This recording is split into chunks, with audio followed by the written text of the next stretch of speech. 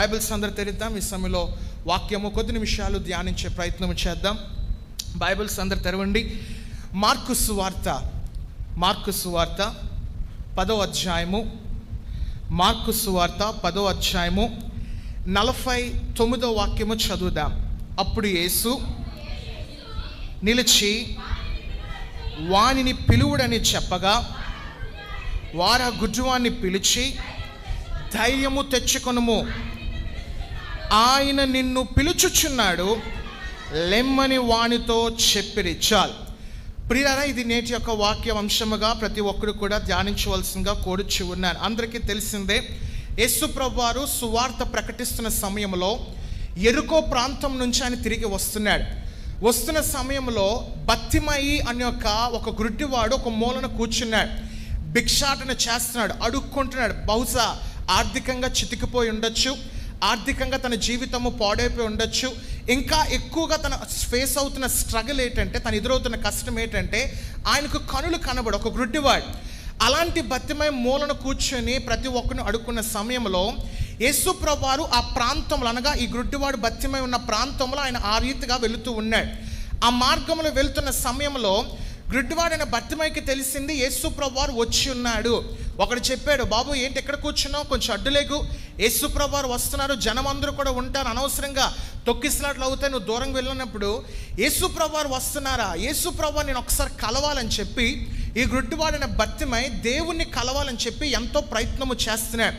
శిష్యులందరూ కూడా వద్దు, కలడానికి వీలు లేదు, నిన్ను కలిసే తీరిక యేసు ప్రభువారికి ఎక్కడుంది, చూసావు కదా, నీకు తెలియదు, చాలా చుట్టూ ఆయన చుట్టూ చాలామంది జనాంగం ఉన్నారు, కలిసే సమయం ఆయనకి లేదు అని చెప్పి అయినప్పటికీ కూడా వ్యర్థమై దేవుణ్ణి కలవాలి, యేసు ప్రభువాని కలవాలని చెప్పి చాలా ప్రయత్నము చేస్తున్న సమయంలో యేసు ప్రభువారు బహుశా గమనించి ఉంటాడు, పరిశుద్ధాత్మ ద్వారా ప్రేరేపింపబడి ఉంటారు. చూసిన వెంటనే బత్తిమయికి అలాగే అక్కడ శిష్యులకు కొంతమంది జనాంగంకి కొంచెం గొడవలు అవుతుంది. వెంటనే అడిగారు యేసు ప్రభువు, ఏం జరుగుతుంది అక్కడ అనగానే, అయ్యా ఈయన గుడ్డివాడు మీతో వచ్చి మాట్లాడతాడట, మీతో వచ్చి ఏదో మాట్లాడతాడట, దయచేసి మీరు వీలైతే మాట్లాడి అనగానే, రండి వాడిని పిలుచుకుని రండి అనగానే తన చుట్టూ ఉన్న జనాంగము, ఏంటి మిమ్మల్ని రమ్మంటున్నారు యేసు ప్రభువారు, బత్తిమయి దయచేసి రా, యేసు ప్రభువారు ద్వారా ధైర్యము తెచ్చుకో, ఏమీ అవ్వదు, దేవుడు కార్యము చేస్తారని చెప్పి ఒక దిగులుతో, ఒక దుఃఖముతో, తన జీవితంలో అన్నీ కోల్పోయి ఆర్థికంగా చితికిపోయిన పరిస్థితిలో బత్తిమయి యేసు ప్రభువారి దగ్గరికి వచ్చి ఉన్నారు. యేసు ప్రభువారు అడిగారు, బాబు ఏం చేయమంటావు అంటే, అయ్యా నా కండ్లు కనబడు, పుట్టుక దగ్గర నుంచి నాకు కండ్లు కనబడు, దయచేసి నన్ను స్వస్థపరచు అనగానే యేసు ప్రభువారు చక్కగా చెప్పిన చక్కటి మాట ఏంటంటే, నీ విశ్వాసమే నిన్ను స్వస్థపరుస్తుంది అన్న మాట ఎప్పుడైతే చెప్పి ఉన్నారో బత్తిమయి యొక్క కళ్ళు తిరిగి దేవుడు రప్పించాడు, ఆయన కండ్లు తెరవబడ్డాయి. హల్లెలూయా. దుఃఖముతో వచ్చాడు, ఆ నిట్టూర్పుతో వచ్చాడు, సమాధానము లేని పరిస్థితిలో వచ్చాడు, బాధతో వచ్చాడు, బెంగతో వచ్చాడు. యేసు ప్రభువారి దగ్గరికి వచ్చిన తర్వాత మళ్ళీ తిరిగి ఎలాగ వెళ్ళాడు అంటే సంతోషముతో, ఆనందముతో, అన్ని విధాలు కూడా తన జీవితంలో దుఃఖము పోయి అన్ని విధాలు కూడా ఆనందముతో యేసు ప్రభు చెంత నుంచి ఆయన వెళ్ళిపోయి ఉన్నాడు. వెళ్ళడం దేవుని దగ్గరికి బాధతో వెళ్ళాడు, వెళ్ళిపోవడం అనగా యేసు ప్రభువారి దగ్గర నుంచి దూరంగా వెళ్ళేటప్పుడు చాలా సంతోషముగా వెళ్ళి ఉన్నాడు. గమనించండి, ఇక్కడ ఒక చిన్న మాట ద్వారా ఈ దినమున నా అంశము తెలియజేస్తాను, జాగ్రత్తగా ఆలకించవలసిందిగా కోరుచున్నాను. ఆయన నిన్ను పిలుచుచున్నాడు అనండి, అందరూ కూడా పిలుచుచున్నాడు. ఈరోజు మీరందరూ కూడా ఇక్కడ కూర్చున్నారంటే గాడ్ హ్యాస్ కాల్డ్ యూ. దేవుడు మీ అందరిని కూడా పిలిచాడు. దేవుడు మీ అందరు ఇక్కడ కూర్చొని చక్కగా అన్ని విధాలు కూడా దేవుని వాక్యాన్ని ఎందుకు ఆలకిస్తున్నారంటే, దేవుడిని ఇక్కడ పిలుచుకున్నాడు కనుక ఈ దినమును ఇక్కడ కూర్చున్నావు. ఖచ్చితంగా చెప్తున్నాను, ఈరోజు ఇక్కడ ఎవరైతే కూర్చున్నారో దేవుని యందు వాళ్ళు ధన్యులుగా మారబోతున్నారు. హల్లెలూయా. ఎందుకంటే బత్తిమయి యేసు ప్రభువారి దగ్గరికి ఒక దుఃఖముతో వెళ్ళాడు, ఒక బాధతో వెళ్ళాడు.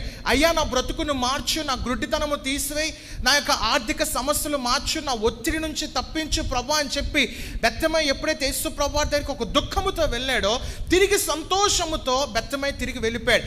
ఈరోజు నువ్వు దుఃఖముతో వచ్చినా, ఈరోజు నువ్వు బాధతో వచ్చినా, ఈరోజు ఒక బెంగతో వచ్చినా, నీ జీవితము ఏమవుతుందో, నా జీవితము తెల్లారితే ఎలాగుంటుందో అని చెప్పి ఆలోచనతో, భయంకరమైన ఆలోచన ఈరోజు వచ్చినట్లయితే ఈ దినము నువ్వు ఇక్కడ పిలిచి ఉన్నావు కనుక, ఈ రోజు నువ్వు ఇక్కడ ఉన్నావు కనుక నా దేవుడు నిన్ను సమాధానంతో పంపించబోతున్నాడు. హల్లెలూయా. విశ్వాసము కలిగి దేవుని యొక్క వాక్యమును ఆలకించండి. ప్రతి ఒక్కరి జీవితంలో దేవుడు కార్యము చేస్తాడు. పిలుపు అనేది మనం ఎప్పుడు చూస్తుంటే అంటే పెండ్లి చూపుల్లో మనం చూస్తుంటాం. పెండ్లి పిలుపులు కొంతమంది ఇప్పుడు సీజన్ వచ్చింది అనుకుంటా, ఏప్రిల్, మే, జూన్ ఇవన్నీ కూడా పెళ్ళిళ్ళు ఎక్కువ జరుగుతూ ఉంటాయి. వివాహ పత్రికలు ఇస్తూ ఉంటారు. ఎందుకంటే మనం అక్కడికి వెళ్ళి వాళ్ళు పిలుస్తారు కనుక మనం ఖచ్చితంగా వెళ్ళాలి. ఈరోజు దేవుడిని పిలిచున్నాడు, ఒక గొప్ప సమాధానం ఇవ్వబోతున్నాడు.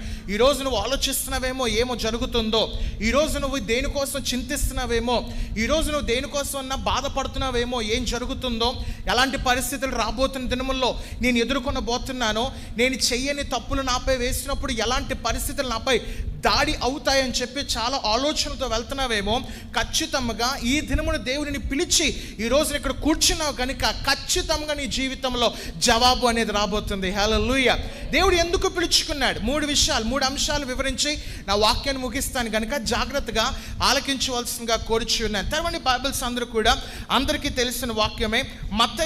మత్తయి సువార్త 11వ అధ్యాయము, మత్తయి సువార్త 11వ అధ్యాయము 28వ వాక్యము చూసినట్లయితే, ప్రయాసపడి భారము మోసుకొనుచున్న సమస్త జనులారా నా యొద్దకు రండి, నేను మీకు ఏమిస్తాను? విశ్రాంతిని కలుగు చేస్తాను. హల్లెలూయా. దేవుడు ఎందుకు మనల్ని పిలుస్తున్నాడంటే, దేవుడు ఎందుకు మన యొక్క చెంత రండి, నా దగ్గరికి రండి, నా వశమును చేరండి, మీకు అన్ని విధాలు కూడా మీకు విశ్రాంతిని కలుగు చేస్తానని చెప్పి పరిశుద్ధాత్మ దేవుడు ఈ దినమును చెప్తున్నాడు. నెంబర్ 1, దేవుడు మనల్ని ఎందుకు పిలుచుకున్నాడంటే విశ్రాంతి ఇవ్వడానికి దేవుడు ఈ దినము నేను పిలుచుకున్నాడు. హల్లెలూయా. చాలామంది కుటుంబాల్లో మనం చూసినట్లయితే బయటికి చాలా గంభీరంగా కనబడుతుంటారు, బయటికి చాలా చక్కగా కనబడుతుంటారు, బయటికి చాలా జాలీగా హ్యాపీగా కనబడుతుంటారు. కానీ లోపల చూసినట్లయితే కుటుంబంలో శాంతి ఉండదు, మనశ్శాంతి ఉండదు, విశ్రాంతి ఉండదు. భయంకరమైన దుఃఖము, భయంకరమైన బాధ, భయంకరమైన ఇబ్బందులు చాలామంది ఎదుర్కొంటూ ఉంటారు. గమనించండి, ఈ దినమున అనేక మంది జీవితాల్లో ఎదురవుతున్న అంటే విశ్రాంతి అనేది అనగా వాళ్ళ జీవితంలో శాంతి లేకపోవడానికి మూల కారణం ఏంటంటే, ఈరోజు చాలామంది ఎదురవుతున్న ఫైనాన్షియల్ ట్రబుల్స్ ఏవైతున్నాయి అనగా ఆర్థిక సమస్యలు ఏవైతే ఉన్నాయో చాలా మందిని కూడా చితికి వేసేస్తుంది. ఎలాగా నా కుటుంబం ఎలా జరిగినాయి, నా కుటుంబాన్ని ఎలాగా ముందుకు నడిపించాలి, నాకు వస్తున్న జీతానికి, నేను నడిపిస్తున్న జీవితానికి, నాకు వస్తున్న జీతానికి పిల్లల యొక్క ఫీజులు కట్టలేకపోతున్నాను, లేకపోతే భార్య నేను చూసుకోలేకపోతున్నాను, పిల్లలు అడిగింది నేను ఇవ్వలేకపోతున్నానని చెప్పి చాలామంది కూడా సహనమును కోల్పోయి, విశ్రాంతి వాళ్ళ జీవితంలో శాంతి కోల్పోయి, ప్రభా ఏంటి నా జీవితం అని చెప్పి ఆలోచనలు ఈ దినమును పడి ఉన్నావేమో, ఎలాగుంటుందో రేపటి దినాలని చెప్పి ఆలోచిస్తున్నావేమో. ఈ దినముని క్రైస్ట్ వాయిస్ మహోత్సవాల ద్వారా మీ అందరికీ నేను తెలియజేస్తుంది ఏంటంటే, ఈ దినమున దేవుడు మిమ్మల్ని పిలుచుకుని యొక్క సన్నిధిలో మీరు కూర్చున్నారు కనుక తిరిగి మీరు వెళ్ళేటప్పుడు నా దేవుడు మీ అందరిని విశ్రాంతితో నింపబోతున్నాడు. హల్లెలూయా. మీ జీవితంలో దేవుడు ఖచ్చితంగా సమాధానం దేవుడు కలుగు చేయబోతున్నాడు. సమాధానం రావాలంటే మనము ఎవరి దగ్గరికి వెళ్ళాలి? దేవుని దగ్గరికి వెళ్ళాలి. దేవుడు ఇక్కడ ఒకటే మాట చెప్తున్నాడు, కమ్ టు మీ, రండి నా దగ్గరికి వస్తే నేను మీకు విశ్రాంతిని ఇస్తాను. చాలామంది కూడా ఈ విశ్రాంతి, సమాధానము, నాకు టెన్షన్స్ అన్నీ కూడా పోవాలండి, నా హృదయంలో ఉన్న బెంగ, ఆందోళన అన్నీ కూడా పోవాలని చెప్పి పార్కుల చుట్టూ తిరుగుతూ ఉంటారు, క్లబ్బుల చుట్టూ తిరుగుతూ ఉంటారు, వేరే వేరే లోక సంబంధమైన వాటిలో తిరుగుతుంటారు. గమనించండి, వాటిలో తిరిగితే 1 గంట వస్తుందేమో నీకు శాంతి, వాటిలో తిరిగితే 1 గంట సేపు 2 గంటల ఆనందము పొందుతావేమో, కానీ నా దేవుని సన్నిధి దగ్గరికి మట్టుకు నువ్వు విశ్వాసంతో వచ్చినట్లయితే జీవితాంతము నా దేవుడి శాంతితో నింపబోతున్నాడు. హల్లెలూయా. నా దేవుని సన్నిధికి వచ్చి నువ్వు ఒకసారి ప్రార్థన చేయి, ప్రభువా ఈ బాధతో ఉన్నాను తండ్రి, ఈ చింతతో ఉన్నాను ప్రభా, ఈ ఆందోళనతో ఉన్నాను ప్రభా, నా జీవితంలో ఎటువంటి శాంతి లేదు ప్రభా, తెల్లవారు లెగిస్తే ఆందోళనగా ఉంది తండ్రి, కలవరాలు పడుతున్నాను ప్రభా, నా బ్రతుకును మార్చవా అని చెప్పి నువ్వు దేవుణ్ణి కొనియాడినట్లయితే ఖచ్చితంగా నా దేవుని జీవితంలో శాంతిని కలుగు చేయబోతున్నాడు. హల్లెలూయా. బైబిల్లో ఒక స్త్రీ మీ అందరికీ తెలిసిందే, హన్నా. ఎవరు? హన్నా జీవితంలో ఎన్ని సమస్యలు అంటే ఆడవాళ్ళకి బాగా తెలుస్తూ ఉంటాయి. వాళ్ళ జీవితంలో ఒక ప్రెగ్నెన్సీ అనగా లేకపోతే వాళ్ళకి పిల్లలు పుట్టకపోతే వాళ్ళు గొడ్రాలు అంటూ ఉంటారు, వాళ్ళు ఎటువంటి శుభకార్యాలకి పిల్లరు, వాళ్ళని ఎటువంటి ఆ మంచి కార్యంలో పిలవకుండా వాళ్ళని దూరపరుస్తూ ఉంటారు. అలాంటి సమయంలో హన్నా భయంకర వేదన, దీనికి చాలనట్టుగా హన్నాకు ఉన్న శాంతి లేనితనం, ఆనందం లేదు, దుఃఖము, ప్రతిరోజు పడుకున్నప్పుడల్లా కూడా ఏడుపుతోనే పడుకునేది. అలాంటి సమయంలో పక్కన ఒకరు ఉన్నారు, ఎవరారు? పెనిన్న ఆమె మామూలు మాటలు కాదు, ఆమె మాటలు విని హన్నా ఇంకా కూడా బాగా డిప్రెషన్లోకి వెళ్ళిపోతుంటే, అలాంటి సమయంలో హన్నా ఎప్పుడైతే దేవుని దగ్గరికి వెళ్ళి ప్రార్థన చేసిందో, తండ్రి ప్రార్థన ఆలకించాడు. హన్నా జీవితంలో కోల్పోయిన ఆ యొక్క సంతోషము, ఆనందము దేవుని సన్నిధికి చేరిన తర్వాత తిరిగి అన్ని కూడా దేవుడు సమకూర్చున్నాడు. హల్లెలూయా. నాకు ఎంత విచిత్రంగా ఉంటుందంటే బైబిల్ చదివినప్పుడు, అంతవరకు హన్నా అంత దుఃఖముతో, బాధతో, ఏడుపుతో తన జీవితం ఉన్నప్పుడు, ఎప్పుడైతే సన్నిధికి వెళ్ళిన తర్వాత, ప్రార్థించిన తర్వాత, ప్రవక్త అయిన ఏలి వచ్చి, అమ్మ నీకు అంతా కూడా మంచి జరుగుతుంది, దేవుడిని ప్రార్థన ఆలకించాడు అనే మాట అనిన తర్వాత, హన్నా ఇంటికి వెళ్ళి ఏం చేసింది తెలుసా? భోజనం తింది, శుభ్రం కుమ్మేసింది మొత్తం కూడా. 2 నెలలు తిన్న భోజనం అంతా కూడా అన్న ఒక్క రోజులో తినేసింది. ఎందుకంటే దేవుడు చేస్తాడు. సంతోషం వచ్చింది, ఆనందం వచ్చింది, దుఃఖము పూర్తిగా దేవుడు తొలగించాడు. ఎందుకంటే దేవుడు ఒక ప్రామిస్, ఒక వాగ్దానం ఇచ్చాడు, ఖచ్చితంగా వచ్చే ఏడాది నీకు ఒక మంచి కుమారుడు పడతాడని. కానీ ఆ రీతిగానే దేవుడు హన్నా జీవితంలో కలుగు చేశాడు. ఈరోజు నువ్వు ఏ బాధతో ఉన్నావు, ఏ ఒక్క చింతతో ఉన్నావు, ఏ ఆందోళనతో ఉన్నావు, ఏ కలవరాలతో ఉన్నావు, ఖచ్చితంగా నా దేవుని యొక్క సన్నిధికి నువ్వు వచ్చి ప్రార్థన చేసినట్లయితే నా దేవునికి శాంతి కలుగు చేయబోతున్నాడు. హల్లెలూయా. ముంబైలో ఒక ఫేమస్ డాక్టర్ ఉన్నారు, ఆయన పేరు మదన్ కటారియా. ఆయన చేసిన అద్భుతమైన పని ఏంటంటే 1999లో ఆయన ఒక బుక్ రాశాడు, లాఫింగ్ బుక్ అని రాసి ఉన్నాడు. అదేంటంటే ఆ బుక్ చూసి ప్రతి ఒక్కరు కూడా చదివి ఆ నవ్వడం మొదలుపెట్టి ఉన్నారు. ఇది థియరటికల్గా, అనగా ఈ పబ్లిషర్స్ అనేది 1999లో ముంబైలో ఈ యొక్క పుస్తకం చాలా ఒక రీతిగా అమ్ముడుపోయాయి. ఈ పుస్తకం చక్కగా అమ్ముడుపోయింది. థియరటికల్గా చేసాం, అందుకే థియరీ పరంగా చేసి ప్రాక్టికల్గా చేద్దాం ఏం జరుగుతుందని చెప్పి ఆయన ఒక లాఫింగ్ క్లబ్ స్టార్ట్ చేసిన తర్వాత ట్రెమెండస్ రెస్పాన్స్ వచ్చింది. అనేక మంది కూడా జాయిన్ అవ్వడం మొదలుపెట్టారు. ఈ లాఫింగ్ క్లబ్లో చేసే పని ఏంటంటే గంట సేపు వెళ్ళడం, అక్కడ ఒక రీజన్ లేకుండా పిచ్చివాడిలాగా, వెర్రివాడిలాగా కూర్చొని నవ్వడమే.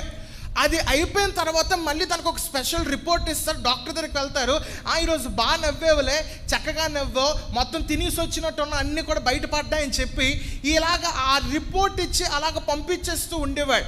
ఇది చాలా సక్సెస్ అవుతూ వస్తుంది. అయితే ఇప్పటికీ దీని యొక్క బ్రాంచెస్ ఎన్ని వచ్చాయో తెలుసా? ఇప్పటికీ భారతదేశంలో 4800 బ్రాంచెస్ వచ్చాయి. ఎందుకంటే మొత్తం ఆయనకు అర్థమైంది అంటే భారతదేశంలో అందరికీ ఏం లేదు, శాంతి లేదు, ఏదో ఒక బెంగతోనే అందరూ బ్రతుకుతున్నారు, ఏదో ఒక బాధతోనే అందరూ బ్రతుకుతున్నారని చెప్పి ఈ లాఫింగ్ క్లబ్ అనేది ప్రారంభించాడు. భయంకరంగా సక్సెస్ పొందాడు. అయితే నువ్వు లాఫింగ్ క్లబ్లకి వెళ్ళవలసిన అవసరతలే, లేకపోతే నువ్వు వేరే పని చేయడానికి ఏదో నాకు ఆ సమయంలో నాకు ఆ పని చేత నాకు చాలా రిలాక్స్గా ఉంటుందని చెప్పి ఆ పని చేయవలసిన అవసరతలే. నువ్వు చేయవలసిన పని ఏంటి చెప్పనా? నువ్వు ఇంట్లో కూర్చున్నప్పుడు, నువ్వు ఒంటరిగా ఉన్నప్పుడు నీ గదికి తలుపు వేసుకుని ఒక్కసారి నువ్వు ప్రార్థన చేయి. నీ కుటుంబంలో పోయిన శాంతి నా దేవుడు తిరిగి రప్పించబోతున్నాడు. హల్లెలూయా. ఈ మాటలు నేను ఎలా చెప్పగలుగుతున్నాను తెలుసా? ఈ ప్రతి ఒక్క మాట నేను ఎలా బోధించగలుగుతున్నాను తెలుసా? అనుభవపూర్వకంగా మాట్లాడుతున్నాను. నా జీవితంలో జరిగిన సంఘటన ఇక్కడ అందరికీ తెలిసిందే, అందరికీ కూడా జరిగిన సంఘటన తెలిసిందే. తల్లిదండ్రులు కోల్పోయినప్పుడు శాంతి లేదు, బెంగ. రేపటి దినాన మా జీవితాలు మేము ఎలా ఎదుర్కోవాలి, రేపటి దినాన్ని క్రైసిస్ నుంచి మేము ఎలా బయటపడాలి, రేపటి దినాన్న సంఘాలని ఎలా మేము పోషించాలి. అనేక మంది సేవకులు, అనేక మంది కూడా మా పైన ఆధారపడుతున్నారు. వీళ్ళందరినీ కూడా మేము ఎలా పెంచి పోషించాలని చెప్పి ఆలోచిస్తున్న సమయంలో దేవుని సన్నిధిలో మేము కూర్చుని మొక్కుకొని, ప్రభా మాకు శాంతి కలుగు చేయ ప్రభా అన్నప్పుడు దేవుడు శాంతిని కలుగు చేశాడు. ఆయన కార్యములు ఆయన నెరవేర్చుకుంటూ వెళ్ళాడు. హల్లెలూయా. నువ్వు చేయవలసింది ఏంటో తెలుసా? దేవుని దగ్గరికి రావాలి. ఏం చేయాలి? దేవుని దగ్గరికి వస్తే ఆయనకి శాంతి ఇచ్చేస్తాడు. వచ్చేస్తానండి, ప్రతి ఆదివారం వచ్చేస్తాను, ప్రతి ఇది వచ్చేస్తాను, అది వచ్చేస్తానని కాదు. నువ్వు వచ్చేటప్పుడు ఎలా రావాలి తెలుసా? పూర్ణ హృదయంతో రావాలి, పూర్ణ ఆత్మతో రావాలి. నా దేవుడు బాగుపరచగలడు, నా దేవుడు సాధ్యపరచగలడు, నా దేవుడు శాంతిని అనుగ్రహించగలడు అని చెప్పి ఒక పూర్తి విశ్వాసముతో నువ్వు వచ్చినట్లయితే ఖచ్చితంగా నా దేవుడు నీకు శాంతిని కలుగు చేయబోతున్నాడు. హల్లెలూయా. ఈరోజు నువ్వు బాధపడుతున్నావా? అశాంతి లేదని చెప్పి నా జీవితంలో ఇంటికి వెళ్తే చాలామంది కూడా టెన్షన్స్ వచ్చేస్తుంటే, నేను ఫేస్ అవ్వలేకపోతున్నానండి, కొన్ని కార్యములు నేను చూడలేకపోతున్నాను, నా వల్ల సాధ్యం అవ్వట్లేదు. పడుకున్నప్పుడల్లా కూడా నా యొక్క తలగడ పూర్తిగా నా కన్నీరుతో మొత్తము కూడా ఆ తలగడ తడిసిపోతూ వస్తుందని చెప్పి చాలామంది కూడా మాకు ఫోన్స్ చేస్తూ ఉంటారు. ఈరోజు ఎవరైతే శాంతి లేదని బాధపడుతున్నారో, అబ్బా నా జీవితం ఎలా ఉంటుందో, పిల్లల పరిస్థితులు ఎలా ఉంటాయో, రేపటి దినాన నా బ్రతుకు ఏంటి, అందరు జీవితాలు బాగా సెటిల్ అయిపోయారు, అందరూ కూడా చాలా చక్కగా దీవించబడుతున్నారు, అన్ని కుటుంబాలు కూడా బాగుంటున్నాయి, భర్త చక్కగా వాళ్ళ కుటుంబంలో జీవిస్తున్నాడు, భార్య తన కుటుంబంలో చాలా చక్కగా ఉంటుంది, వాళ్ళ పిల్లలు వాళ్ళు చక్కగా వాళ్ళ యొక్క సెటిల్ అయిపోయారు, కానీ ఈరోజు నా పిల్లలు నా యొక్క పరిస్థితి ఈరోజు ఎంత దిగజారిపోయిందని చెప్పి బాధపడుతున్నావా? ఏడుస్తున్నావా? ప్రతిరోజు నీ జీవితం కోసం ఆలోచిస్తున్నావా? ఈ దినమున దేవుని ఒక సేవకుడిగా చెప్తున్నా, నువ్వు విశ్వాసం ముందు దేవుని దగ్గరికి వెళ్ళి, అనగా క్రీస్తు మిమ్మల్ని ఆహ్వానిస్తున్నాడు కనుక మీరు ఆయన దగ్గరికి వెళ్ళి ప్రార్థన చేసినట్లయితే నువ్వు ఊహించలేని కార్యములు నా దేవుడు తలపెట్టబోతున్నాడు. హల్లెలూయా. నువ్వు అనుకో నీ జీవితం, అబ్బా దేవుడు నా జీవితంలో ఈ ప్రణాళిక కలిగి ఉన్నాడు. నిజానికండి నా జీవితంలో నేను అనుకోలే, ఈ ప్రణాళిక దేవుడు నా కోసం ఏర్పాటు చేసిన. నేను అనుకున్నది ఏంటంటే, మా అన్నయ్య అప్పుడు మీరు ఏదైతే దీపక్ రాయ్ గారు ఉన్నారో, ఈయన కూడా బెంగళూరులో ఒక దినమని సెటిల్ అయిన వాడే. ఆయనకు ఫోన్ చేసి, అనయ్య నేను వచ్చేస్తాను అక్కడికి, నాకు ఒక మంచి జాబ్ చూసే, ఏటి అన్ని పడలేకపోతున్నాను అనగానే దేవుని కృపలో సెటిల్ అయ్యావు, మంచి జాబ్ వచ్చింది, అన్నీ వచ్చే మా నాన్నగారి దగ్గరికి ఆ కాల్ లెటర్ తీసుకొస్తే దాన్ని ఏం చేయడం, మొత్తం చింపేశారు. అది పనికి రాకుండా పోయిందండి, మరి ఘోరంగా చింపారు దాన్ని. మొత్తం చింపేసిన తర్వాత 2 సంవత్సరాలు ఆయన దగ్గర కూర్చోబెట్టుకున్న తర్వాత ఏంటి నా బతుకు ఇంతేనా, గాజువాకులోనే నా బతుకు, ఇంకా పైకి ఎదగనా? మా ఫ్రెండ్స్ అందరూ కూడా చక్కగా సెటిల్ అవుతున్నారు, చక్కగా వాళ్ళకి అన్ని కార్యములు జరుగుతున్నాయి, వాళ్ళందరూ కూడా చాలా చక్కగా వాళ్ళ ఫొటోస్ చూస్తుంటే ఒక పక్కన బాధ, ఆందోళన, బెంగ వచ్చేది, ఏంటి నా బ్రతుకు ఎక్కడితో ఆగిపోయినట్టు నేను చెప్పి ఆలోచించిన సమయంలో దేవుని యొక్క సంకల్పము, దేవుని యొక్క చిత్తం ఈరోజు నేను చూడగలుగుతున్నాను. ఆ రోజు నేను శాంతి, దుఃఖము, సమాధానం పోయి బాధపడినప్పుడు, ఎప్పుడైతే నా జీవితంలో కావాల్సిన, అనగా ఏ సమయంలో అయితే నాకు కావాల్సిన శాంతి ఉందో, ఆ రోజు కానీ నేను దేవుని యొక్క ప్రణాళిక కానీ నేను చెయ్యకపోయి ఉండుంటే ఈరోజు నాకు ఈ శాంతి దొరికేది కాదు. ఆ రోజు కానీ దేవుని యొక్క దేవుని యందు ఆ ప్రణాళికను కొనసాగించకపోయి ఉండుంటే ఈరోజు నేను మీ ముందుకు వచ్చే ఉండేవాడిని కాదు. ఇదంతా కూడా ఒక ప్రాసెస్గా దేవుడు చేసుకున్నాడు. దుఃఖంలో ఉన్న ఈ కుటుంబాన్ని శాంతితో నింపాలి, సమాధానం లేని కుటుంబాన్ని మళ్ళీ సమాధానంతో నింపాలి, తల్లిదండ్రులు లేని వీళ్ళ కుటుంబాన్ని నేను కట్టాలని చెప్పి దేవుని యొక్క ప్రణాళిక ఈ రీతిగా దేవుడు ఏర్పాటు చేసి ఉన్నాడు. అద్భుతము దేవుడు చేస్తున్నాడు. గమనించు, దేవుని చిత్తంలో చాలామంది ఇక్కడ ఉన్న వాళ్ళు చాలా కోల్పోతారు. అబ్బా నాకు ఇష్టమైంది నేను కోల్పోయానండి, ఎలాగో నాకు అర్థము కావట్లేదు. చాలామంది తక్కువ మాటలు వచ్చాయని చెప్పి బాధపడుతూ ఉంటారు. ఇంకొంతమంది ఆ ఉద్యోగం రిజెక్షన్లో అవుతుందని చెప్పి బాధపడతారు. గమనించు, ఏది జరిగినా అది మంచి కొరకే, ఏది జరిగినా అది దేవుని యొక్క సంకల్పమే. మా అందరంలో చాలాసార్లు చెప్పాం, క్రైస్తవ్యంలో ఎప్పుడు కూడా అదృష్టాలు దురదృష్టాలు ఉండవు. ఏటి ఉంటే తెలుసా, దేవుని యొక్క ప్రణాళిక మట్టుకే ఉంటుంది, దేవుని యొక్క చిత్తము మట్టుకే ఉంటుంది. ఈ చిత్తాన్ని కానీ నువ్వు సరిగ్గా పాటించినట్లయితే ఖచ్చితంగా శాంతి, సమాధానం, ఆశీర్వాదం నా దేవుడు మీ వెంట ఇవ్వబోతున్నాడు. హల్లెలూయా. నెంబర్ 1, దేవుడు మనల్ని ఎందుకు పిలుచుకున్నాడు అంటే విశ్రాంతిని ఇవ్వడానికి దేవుడు మనల్ని పిలుచుకున్నాడు. రెండోదిగా దేవుడు మనల్ని ఎందుకు పిలుచుకున్నాడు?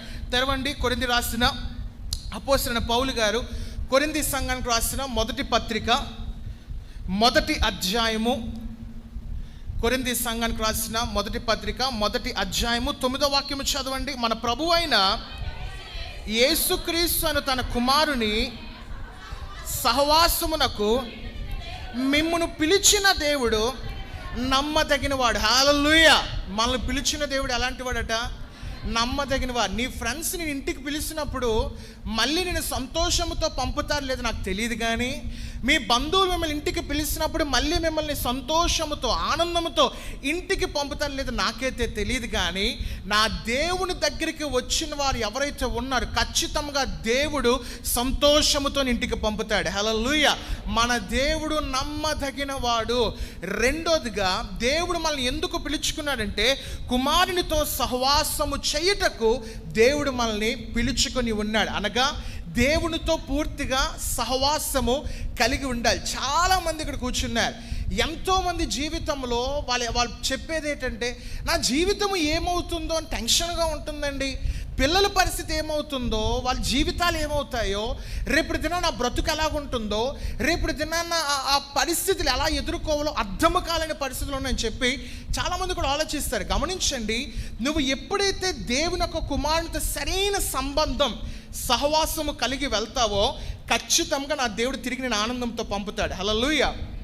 బైబిల్లో జరిగిన సంఘటనలు కొన్ని వివరిస్తూ ఉంటాను, జాగ్రత్త ఆలకించాను.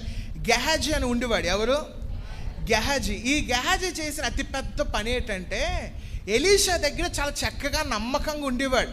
అబ్బా ఎంత ఉండేవాడు అంటే, పాస్టర్ గారు ఎక్కడికి వెళ్ళినా కూడా గెహాజీ గారు అక్కడికి వెళ్తూ ఉండేవారు. అలాంటి సమయంలో నయమాను గారు అన్న వ్యక్తికి రోగముతో ఉన్నాడని చెప్పి తెలుసుకున్న తర్వాత నయమాన్ ఎలీషా దగ్గరికి వచ్చారు, పాస్టర్ గారి దగ్గరికి వచ్చారు.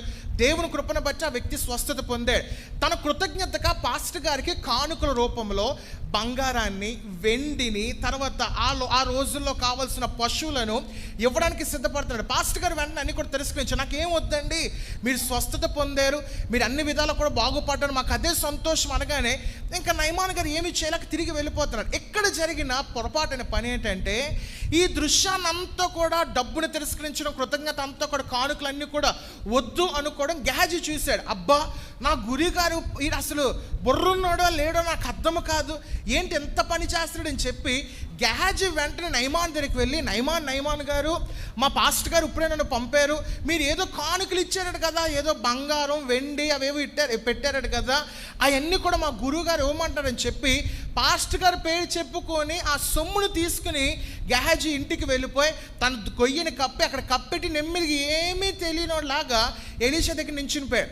ఎలీషా అప్పటికి గమనిస్తున్నాడు, ఈయన పరిశుద్ధాత్మ ప్రేరేపుడు, ఏలియా కంటే రెండింతల ఆత్మ ఆయనలో ఉంది. వెంటనే ఎలీషా గెహాజీ మొఖం చూసిన వెంటనే, మరి నువ్వేదో చాలా పెంట పని చేసావురా, దేవునికి అయిష్టమైన పని చేసావు అనగానే ఇంకా ఏం చేయాలి తెలియక మొత్తము ఆ పరిశుద్ధాత్మ పూండే ఎలీషా పాస్టర్ గారు మొత్తం గెహాజీ చేసిన పని అంతా కూడా చెప్పేశాడు. నువ్వు ఎంత తప్పు చేసావు కనుక ఆ నయమానికి పోయిన రోగము నీవు బ్రతుకున్నంత కాలము కూడా నీకు వస్తుంది అని చెప్పి గెహాజీ పూర్తిగా తన జీవితాన్ని పాడు చేసుకున్నాడు. ఇదంతా జరగడం గల కారణం ఏంటి తెలుసా?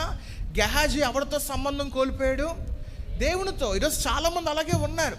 చాలామంది కూడా దేవునితో సంబంధం పోగొట్టుకున్నారు కనుక మోసాలు చేస్తారు, అక్రమ సంబంధాలు పెట్టుకుంటారు, ఎదుటి వాళ్ళని చులకనగా చూస్తూ ఉంటారు, దాని తర్వాత ఎదుటి వాళ్ళని హేళన చేస్తూ ఉంటారు, వేరే రకంగా అవతల వాళ్ళని కించపరుస్తూ ఉంటారు, ఏదో రకంగా అందరిలో నేనే కనబడాలని చెప్పి వేషధారణ చూపిస్తూ ఉంటారు. నిన్నటి దినాన వాక్యం మనం చెప్పుకున్నాను, గర్వపు స్వభావం పెట్టుకుంటూ ఉంటారు.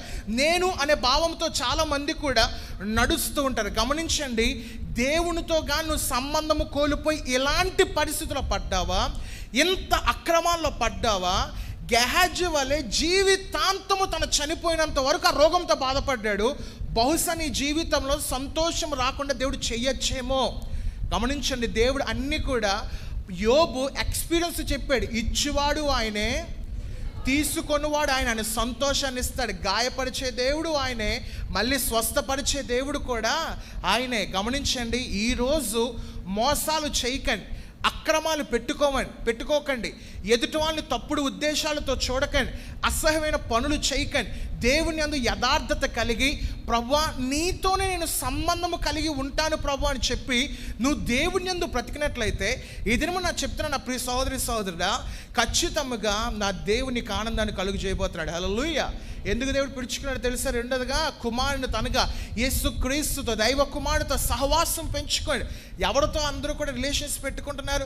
చాలామంది కూడా ఆ గల్ఫ్ కంట్రీస్లో చాలామంది కూడా మాకు ఫోన్స్ చేసి వాళ్ళు బాధపడే విషయం ఎక్కువగా దేనికోసం బాధపడతారంటే, అయ్యా పాస్టర్ గారు, అనియా ఇక్కడ మేము ఇంత కష్టపడుతున్నామే, నా భర్తకి నేను తిరిగి డబ్బు పంపిస్తే ఆ వ్యక్తి నా భర్త చేస్తున్న పని ఏంటంటే అక్రమాలకు వెళ్ళిపోతున్నాడు, దాని తర్వాత అక్రమ సంబంధాలు పెట్టుకున్నాడు, చాలా బాధగా ఉంటుంది అంటుంటే గుండె తరికిపోతుంటుంది. వాళ్ళ యొక్క వేదన ఎవరికి చెప్పుకోవాలో తెలియదు, ఎవరికి బాధ వివరించాలో తెలియదు. గమనించండి, ఈరోజు నువ్వు అలాంటి పరిస్థితుల్లో ఉన్నావేమో. ఈరోజు మోసాలు చేస్తూ ఎవరికి దొరకట్లేదు కదా, ఎవడు నన్ను చూడట్లేదు కదా, అన్నీ చక్కగా సరిగిపోతున్నాయి, అన్నీ కూడా అసలు ఏమి మాకు కష్టం లేదు, సూపర్గా ఉంది లైఫ్ అని చెప్పి ఈరోజు వెళ్ళిపోతున్నాయి. గమనించు, జాగ్రత్త. జీవితంలో దేవుడు సంతోషం లేకుండా చేయగలడు. ఒక్కసారి గమనించండి, దేవుడు కానీ నీపై కన్ను ఎర్ర చేసి పెట్టాడా, చాలా కష్టాలు ఎదుర్కొంటాడు. గెహాజీ పరిస్థితి ఎలాగైపోయింది చూడండి. ఎలీషా దగ్గర ఉన్నంత వరకు, అనగా దేవుని యందు మంచి సంబంధము కలిగి ఉన్నంత వరకు చాలా చక్కగా దీవించబడ్డాడు, ఆశీర్వదింపబడ్డాడు. కానీ ఎప్పుడైతే గెహాజీ రాంగ్ ట్రాక్లోకి వెళ్ళిపోయాడో, తప్పుడు మార్గాన్ని ఎంచుకున్నాడో, పూర్తిగా తన జీవితాన్ని పాడు చేసుకున్నాడు. అనగా దేవుడు పూర్తిగా తనకి శిక్షకి పాత్రుడిగా మార్చాడు. ఈరోజు మీరందరూ కూడా దీవించబడాలి, మీరందరూ కూడా ఆశీర్వదింపబడాలి. ఈ క్రైస్ట్ వాయిస్ అనగా క్రీస్తు స్వరము యొక్క మహోత్సవాలు పెట్టడానికి గల కారణం ఏంటంటే, మీరు దేవునితో మంచి సహవాసము కలిగి మీ జీవితంలో దేవుడు ఏర్పాటు చేసిన గొప్ప దీవెనలు దేవుడు మీకు కలుగు చేయను గాక. హల్లెలూయా. ఈ రోజు నుంచి ప్రతి ఒక్కరు కూడా ప్రయత్నము చేయండి. ఎలాగండి దేవునితో సంబంధం పెట్టుకోవాలి? ప్రార్థనలో. ఎలాగా? ప్రార్థనలో. ఏకాంతమైన ప్రార్థన. నాకు ఎంత ఇష్టం అంటే ఏకాంతమైన ప్రార్థన. గుంపులో ప్రార్థన ఎప్పుడు కూడా నేను చేయలేను, నా వల్ల కాదు. చాలామంది కూడా సాధ్యం కాదు. ఎందుకంటే ఆ గుంపులో ప్రార్థన చేసేటప్పుడు రెండు విధాలుగా మన బ్రెయిన్స్ పనిచేస్తాయి. ఎలాగంటే, నేను చేసిన ప్రార్థన తప్పని చెప్పి ఎవడైనా నన్ను మధ్యలో ఆపుతాడేమో, లేకపోతే నేను చెప్తున్న ప్రార్థన విని బాబు వీడు ఎంత పాపాత్ముడా, వీళ్ళు ఎంత కష్టంతో అని చెప్పి ఎదుటి వాళ్ళు నన్ను ఆ హేళన చేస్తారేమో అని చెప్పి ఈ రెండు విధాలు ఎవరు కూడా గుంపు ప్రార్థనలు చేయరు. అందుకని ప్రభువు చెప్పింది ఏంటంటే, ఏకాంతముగా వెళ్ళిపో. ఎలాగెళ్ళిపో? ఏకాంతముగా. యేసుప్రభు గెత్సేమనే తోటలో ఒక గుంపేసుకుని ప్రార్థన చేసేవాడా? శిష్యులందరినీ కూర్చోబెట్టి ప్రార్థన చేసేవాడు కాదు. రాయి దగ్గరికి వెళ్ళిపోయి అలాగ చేయాంచి, అలాగ భుజం అలా పెట్టి, ప్రభువా తండ్రి ఈ యొక్క పరిస్థితిలో ఏమి చేయమంటావు ప్రభు అని చెప్పి దేవునితో మంచి సంబంధము, ఒక సహవాసము కలిగి ఉన్నాడు. ఈరోజు ఉన్నావు ఆ సహవాసము కలిగి ప్రార్థన చేయడానికి చాలామందికి ఏటి ఉండదు చెప్పండి, సమయం ఉండదు. నన్ను సినిమా చూడడానికి, షికార్లు తిరగడానికి, హోటల్స్కి వెళ్ళడానికి, తర్వాత ఇంకా పెళ్ళిళ్ళు వెళ్ళడానికి. అమ్మ ఏది మర్చిపోయినా పెళ్ళిళ్ళకి వెళ్ళడం మటుకు చాలామంది మర్చిపోరు. అమ్మ వెళ్ళాలని ఖచ్చితంగా. అది చర్చికి రాడు. ఎందుకంటే పెళ్ళికి వెళ్తావంటే దేనికోసం అంటే, మరి భోజనాల దేవుడే కదా. అలాగో కాదు. రెండో విషయంలేండి. మొదట ఎందుకు వెళ్తారంటే, రేపు పొద్దున్న మా పిల్లలు కూడా ఉన్నారు కదా, మరి మా పిల్లల పెళ్ళిళ్ళకి వాళ్ళు రావాలంటే ఇప్పుడు మేము ఏం చేయాలి? మేము వెళ్ళాలి ఖచ్చితంగా. పిల్లల పెళ్ళిళ్ళకి మేము వెళ్ళాలి. ఇంకొంతమంది చావు భోజనాలకు వెళ్తారు. కానీ సంఘంలో చెప్పాను ఒకరోజు, చావు భోజనాలకు వెళ్తారు కానీ అక్కడ ఏం చేయరు? భోజనం చేయరు. ఒకరోజు అడిగిన, ఏమ్మా భోజనం చేయకుండా ఉన్నావే, కూర్చున్నావే అంటే, మేము చావు భోజనాలు తినమండి. ఏ భోజనాలు తినరు? చావు భోజనాలు తినరు. సిగ్గు లేకుండా ఆడిచ్చే గిన్నె పట్టుకెళ్ళిపోతాడు, ఆడిచ్చే తెప్పాల పట్టుకెళ్ళిపోతాడు, అన్నీ పట్టుకెళ్ళిపోతున్నాడు. కానీ ఏం తిండట? భోజనం చేయడు. చాలామంది కూడా గమనించండి, దేవునితో సహవాసం లేకపోవడం వల్ల వచ్చే బాధలు ఇవన్నీ చాలామంది కూడా దేవుని అందు. ఇక్కడ బైబిల్ చెప్తున్న చక్కటి మాట చివరిలో ఒకసారి చూద్దాం. దేవుడు ఏ తగిన వాడట? నమ్మదగినవాడు. ఒక్కసారి కానీ నీ దేవుడు నీకు వాగ్దానం ఇచ్చాడంటే ఖచ్చితంగా వాగ్దానం దేవుడు నెరవేరుస్తాడు తప్ప దాన్ని పాడు చేయడు. ఈరోజు దేవుడు, మీరు అనుకోవచ్చు ఎన్ని సంవత్సరాలు బట్టి వాగ్దానాలు తీస్తున్నామండి, కానీ మా జీవితంలో వాగ్దానం నెరవేరట్లే, శాంతి దొరకట్లే, సమాధానం లేదు, ఇబ్బందులే మా జీవితంలో నేను చెప్పి బాధపడుతున్నట్లయితే, వాగ్దానం తీసేటప్పుడు చిలక జోషంలా తీసేస్తారు చాలామంది కూడా. మా అమ్మకి, మా పిన్నికి, మా బాబాయ్కి, ఆడికి, ఈడికి, ఇంకా మాయికి, మామకి, ఇంకా చెప్పవలసిన లిస్ట్ ఆడతారు. మనసు ఒప్పుకోదు. ఏటి ఎలా చేస్తున్నాడు? చిలక దోషంలో. చిలక ముక్కుతో తీస్తుంది, మనోళ్ళు ఏటి చేస్తారంటే ఆ ముక్క నోరు. అదేంటది? ఏ నోర్లు ఉన్నాయి మీకు? ఏదండి? ఏదో ఎందుకు వచ్చింది? చిలక తీస్తుంది, తీసిందేమోంచి దాన్ని నమ్ముతాడు చాలామంది కూడా. వాగ్దానాలు దొరికొచ్చేసరికి ఇది జరుగుతుందో లేదో, ఎందుకు వచ్చింది కాలే. ఎలాగుంటుందంటే కొన్ని వాగ్దానాలు చాలామంది నాకు చెప్పేది ఏంటంటే, పాస్టర్ గారు ఈ సంవత్సరం వాగ్దానం మాకు భలే వచ్చిందని అంటారు. ఏంటంటే ఆ వాగ్దానం, కానీ అది నమ్మబుద్ధి అవ్వట్లేదు అంటారు. ఏంటంటే ఆ వాగ్దానం ఏమోంచి ఆడికి వచ్చిందేమోంచి, నిన్ను దేవుని యందు ఐశ్వర్యవంతుడిగా ఒక మంచి మహారాజు స్థానంలో పెడతానని చెప్పి ఆ ప్యాటర్న్లో వాక్యం వస్తే, ఇది దరిద్రుడు అంటే డబ్బు లేనివాడు, ఆర్థిక సమస్యలతో ఉన్నాడు అంటే అనుకుంటారు. ఏటి వాగ్దానానికి నా బతుకు అసలు ఏట్లేదు, అసలు లింక్ లేదు. వచ్చిన వాగ్దానం ఎక్కడికో ఉంది, నా బతుకు చూస్తే నేలపాలు ఉన్నా నా వాక్యం ఎలా నెరవేరుతుంది? గమనించండి, వాగ్దానం ఇచ్చిన దేవుడు నమ్మదగిన వాడు, ఆయనకంటే అసాధ్యం అంటే ఏది లేదు. హల్లెలూయా. ఐగుప్తు దేశంలో రోజు ఏడ్చారు, అయ్యా ఎన్ని సంవత్సరాలు మాకు ఈ బానిసత్వం, ఎన్ని సంవత్సరాలు మాకు ఈ బాధలు అని చెప్పి ఇశ్రాయేలు జనం మొరపెట్టినప్పుడు దేవుడు వెంటనే మీ అందరికి ఒక దేశం ఇచ్చేస్తున్నాను, మీ అందరికి కూడా వాగ్దానము దేశం ఇస్తున్నానని చెప్పి ఆ రాత్రికే దేవుడు అక్కడ స్టాంప్ వేసి వాళ్ళందరూ కూడా ఒక మంచి వాగ్దాన దేశం దేవుడు నడిపించాడు. ఈరోజు వాగ్దానం ఇచ్చిన దేవుడు నమ్మదగిన వాడు. ఖచ్చితంగా ఈ సంవత్సరంలో నీ వాగ్దానం దేవుడు నెరవేర్చబోతున్నాడు. హల్లెలూయా. ప్రవచన పూర్వకంగా చెప్తున్నాను, ఈ క్రైస్ట్ వాయిస్ మహోత్సవాల్లో ఎవరైతే విశ్వాసముతో వచ్చున్నారో, క్రీస్తు మిమ్మల్ని ఎవరైతే ఆహ్వానించారో, ఈ క్రీస్తు స్వరము ద్వారా మీ అందరికీ ప్రవచన పూర్వకంగా చెబుతున్న మాటలు ఏంటంటే, నా దేవుడు ఈ సంవత్సరము నీ వాగ్దానం నెరవేర్చబోతున్నాడు. హల్లెలూయా. విశ్వాసముతో దేవుని అడగండి, ప్రభువా వాగ్దానం పట్టుకోండి. వాగ్దానాలు ఉన్నాయా? ఎట్టండి బైబిల్ ఎక్కడో శివార్న అరలో పెడుతూ ఉంటారు. వాగ్దానం పట్టుకొని ప్రజలు ఎంతమంది ప్రార్థన చేస్తున్నారండి? సవాష్. ఇతరులు అందరూ వాగ్దానం త్వరగా దేవుని నెరవేర్చేస్తాడు. ఖచ్చితంగా నా జీవితంలో ఈ సంవత్సరం వచ్చిన వాగ్దానం ఏంటంటే, నీతో వాదించేవారు అందరూ కూడా నశించిపోదని వచ్చింది. ఇదేట్రా బాబు ఎంత పెద్ద వచ్చింది, ఏమైపోద్దో, ఎవరు నాతో వాదిస్తారు? అప్పుడు నేను కొంత నా చుట్టూ వాళ్ళకి మా తమ్ముడు చూస్తాడు ఆ వాగ్దానం, బాబు వీడితో గొడవలు ఎందురా బాబు ఈ సంవత్సరం ఆడు. మా ఆవిడ చూసింది ఆ వాగ్దానం, అమ్మో ఈ సంవత్సరం గొడవలు పెట్టకూడదు దీంతో. వాళ్ళ టెన్షన్ ఏమైపోతారంటే లాస్ట్కి నశించిపోతారు. నిజంగా జరుగుతుందండి, నిజం. కొన్ని విషయాలు చూస్తుంటే కొన్ని కొన్ని కొన్ని మాతో వాదించిన వారు, అడ్డంగా వాదించిన వారు, లాజిక్ లేకుండా వాదించిన అనేక మంది ఉన్నారు. వాళ్ళందరినీ కొన్ని విషయాలు ఎప్పుడో వినలేదు, ఒక వారం ముందో 2 వారాల ముందో విన్నారు. వాళ్ళ పరిస్థితులు చూస్తున్న నిజమా, వాళ్ళ పరిస్థితులు అంత దారుణంగా పడిపోయా, వాళ్ళ పరిస్థితి అంత దిగజారిపోయని చెప్పి ఆలోచిస్తుంటే, ప్రభా నేను మళ్ళీ వాళ్ళ స్థితి బాగుపడాలి, వాళ్ళ ఆశీర్వాదాలు కోల్పోయి వాళ్ళు దరిద్రతలో వెళ్ళిపోవడం నాకు ఇష్టం లేదు, కానీ వాళ్ళ కుటుంబాలు దీవించబడాలి, వాళ్ళ కుటుంబాలు ఆశీర్వదింపబడాలని చెప్పి నేను ఎప్పుడు కూడా కోరుతూ ఉంటాను. అయితే కొన్ని విషయాలు దేవుడు ఒకవేళ గమనించండి, నిన్ను ఎవడన్నా ముట్టుకుంటే, నీ పైన ఎవడన్నా రాయి వేస్తే, ఆయన పై వేస్తే కాముకుంటాడో లేదో కానీ, నీ పైన కానీ ఒక్క మాట కానీ ఒక్క రాయి కానీ వేస్తే నా దేవుడు ఊరుకోడు, నీ యందు ఆయన పోరాటము చేస్తాడు. హల్లెలూయా. నిజమే. నా జీవితంలో, నా తమ్ముడి జీవితంలో అండి, అబ్బా 3 సంవత్సరాల్లో ఎదుర్కొన్న ఛాలెంజెస్ ఏవైతే ఉన్నాయో మామూలుగా లేవు. ఎన్ని మాటలు ఇస్తున్నాడు, క్యారెక్టర్ మీద కొట్టారు. మీకు ఇంతవరకు ప్రెసైడింగ్ చేసిన దీపక్ రాయ్ గారికి ఫోన్స్ చేసి, మీ తమ్ముడు ఎలాంటోడు, మీ తమ్ముడు క్యారెక్టర్ లేనోడు, ఆడవాళ్ళు చూస్తే ఎలా చేస్తాడు అలా చేస్తాడని చెప్పి భయంకరంగా ఓపెన్గా కొంచెం చెప్తున్నాడు. భయంకరంగా మాటలు విస్తున్నప్పుడు కుటుంబం చాలా బాధపడ్డాం. నేను తప్పు చేయలేదే, నేను ఒక్క మాట అనలేదే, వాళ్ళని ఏనాడు నేను కించపరచలేదు, అగౌరవపరచలేదు, ఏంటి నా జీవితం నీ సమస్య? ప్రభువా నువ్వే నా దిక్కు తండ్రి. వాళ్ళకి అంతు తేల్చిన 2 నిమిషాల పని, కానీ ఆ పని నేను చేయలేకపోయాను. ఎందుకంటే నేను నమ్ముతున్న దేవుడు ఏ దేవుడు? నమ్మదగినవాడు. నా కార్యం ఆయన చూసుకుంటాడు, నా పని ఆయన, నా కర్తవ్యం ఆయన నెరవేర్చని చెప్పి వదిలిపెట్టాను. ఈరోజు ప్రతి ఒక్కటి కూడా చూస్తున్నాను. గమనించండి, వాళ్ళు బ్రతుకులు బాగుపడిపోయి ఇది ఒక ఉదాహరణగా తీసుకొని నేను చెప్పను, కానీ నమ్మదగిన దేవుడు వాగ్దానం ఇచ్చాడని దాన్ని నెరవేర్చే వరకు దేవుడు ఊరుకోడు. మీరు విశ్వాసంతో దాన్ని పట్టుకొని ప్రార్థన చేయాలి, వాక్యానుసారంగా మీ జీవితాన్ని కొనసాగించాలి. ఆరాధన చేసేటప్పుడు ఆత్మతోనూ, గట్టి చెప్పండి, సత్యముతోనూ దేవుని మనం ఆరాధన చేసినట్లయితే ఖచ్చితంగా దేవుని యందు గొప్ప మేలు మనం పొందబోతున్నాం. నెంబర్ 1, దేవుడు మనల్ని ఎందుకు పిలుచుకున్నాడంటే విశ్రాంతిని ఇవ్వడానికి దేవుడు పిలుచుకున్నాడు. రెండోదిగా కుమారునితో సహవాసము చేయనకు దేవుడు పిలుచుకున్నాడు. మూడోదిగా 1 తెస్సలోనికీయులకు రాసిన పత్రిక, అపోస్తలుడైన పౌలు తెస్సలోనికీయులకు రాసిన 1 పత్రిక 2వ అధ్యాయము 11-12 వచనాలు చదవండి. తన రాజ్యమునకును మహిమనకును మిమ్మును పిలుచుచున్న దేవునికి తగినట్లుగా మీరు నడుచుకునే వల్లని మేలు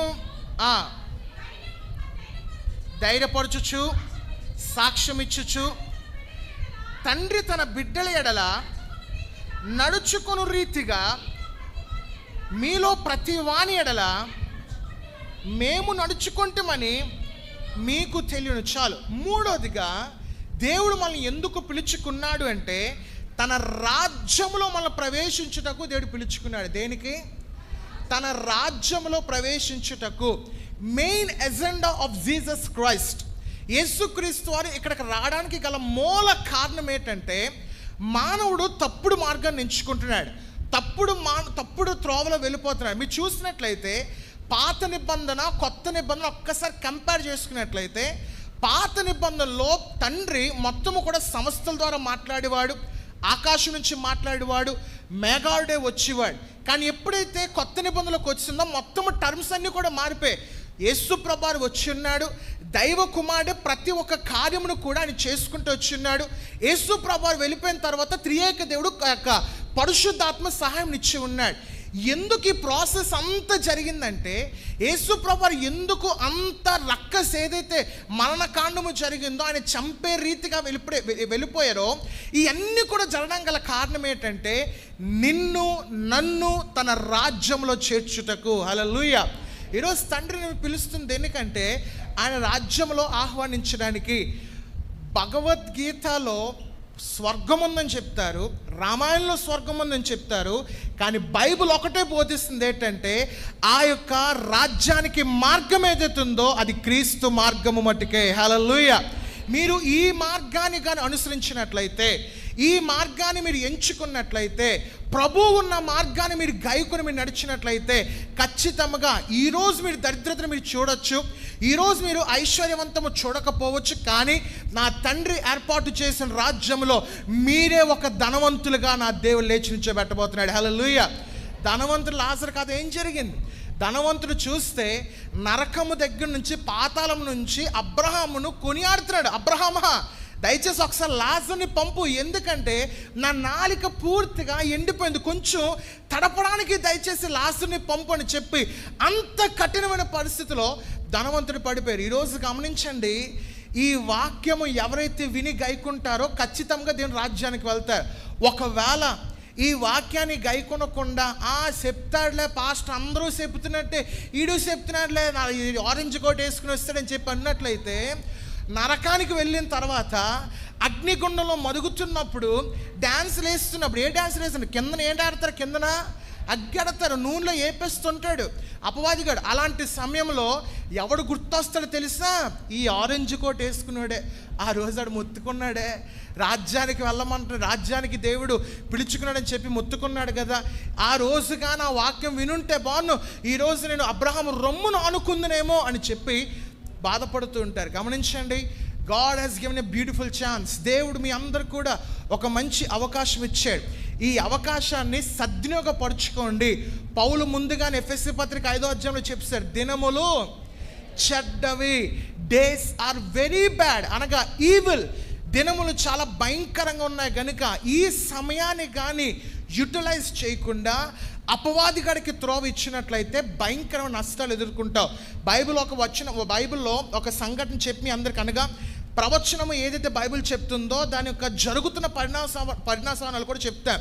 బైబిల్లో చెప్తుంది ఏంటంటే, ఇజ్రాయెల్ దేశం పైన చివరి రోజుల్లో భయంకరమైన దాడులు జరుగుతాయి, భయంకరమైన యుద్ధాలు జరుగుతాయి. ఇప్పుడున్న పరిస్థితి తెలుసా?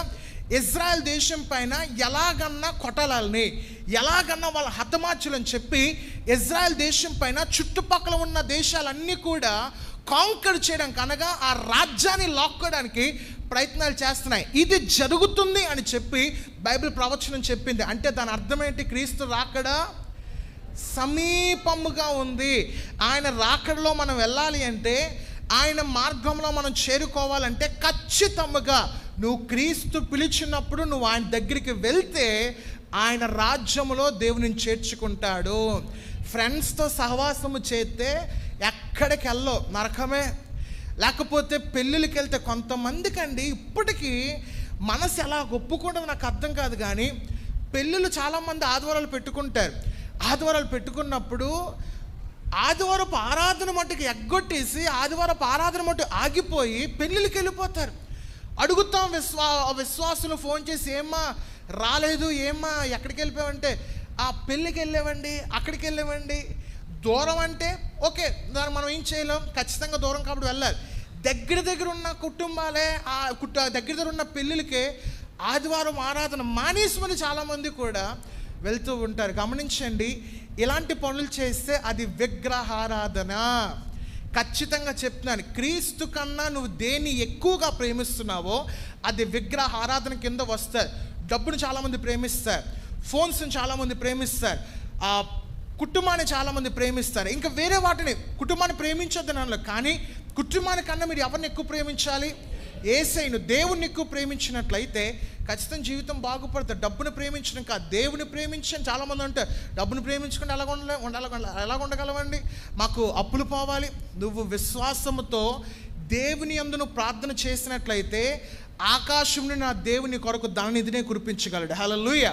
విశ్వాసంతో రండి దేవుని దగ్గరికి వచ్చేటప్పుడు, ప్రభువా నీ దగ్గర నేను వస్తున్నాను ప్రభు, నన్ను పిలుచుకున్నావు ప్రభు అని చెప్పి నువ్వు దేవుని దగ్గరికి వచ్చినట్లయితే ఖచ్చితంగా గొప్ప అద్భుతములు జరగబోతున్నాయి. ఎందుకు ఈరోజు దేవుడు మీ అందరినీ కూడా ఈ క్రైస్ట్ వాయిస్ మహోత్సవాలతో దీన్ని ఒక మధ్యవర్తిగా పెట్టుకుని దేవుడు ఎందుకు మీ అందరినీ కూడా పిలుచుకున్నాడు అంటే, మీ కుటుంబంలో కోల్పోయిన శాంతిని దేవుడు మీకు తిరిగి కట్టబోతున్నాడు. హల్లెలూయా. కుమారునితో కోల్పోయిన సంబంధాన్ని దేవుడు మళ్ళీ తిరిగి కట్టబోతున్నాడు. హల్లెలూయా. ఈరోజు ఈ వాక్యం ఎవరైతే గైకొని వాళ్ళ జీవితాన్ని కొనసాగించబోతున్నాడు, ఖచ్చితంగా దేవుని రాజ్యానికి చేరుకోబోతున్నాడు. హల్లెలూయా. ప్రేమించేదన్ అధికముగా, నాకెంతో ఇష్టమైన పాట కనుక చెప్పలు కూడా మహిమపరుద్దాం అందరూ కూడా ఉద్యోగంగా.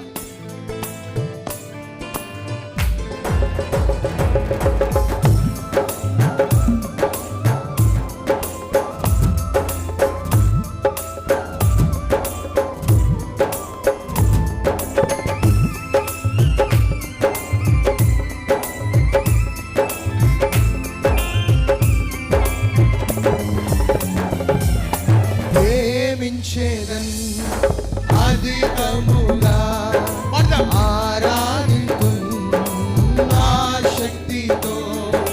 ప్రేమించేదన్ అధికముగా ఆరాధింతున్ ఆ శక్తితో.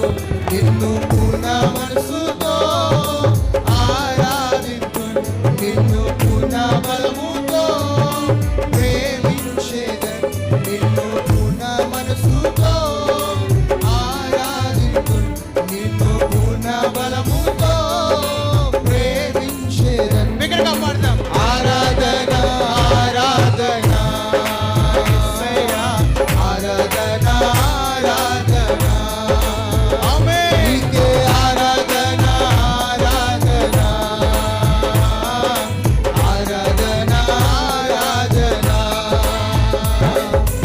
ఎబినేజరే ఎబినేజరే ఇంతవరకు ఆదుకున్నావు.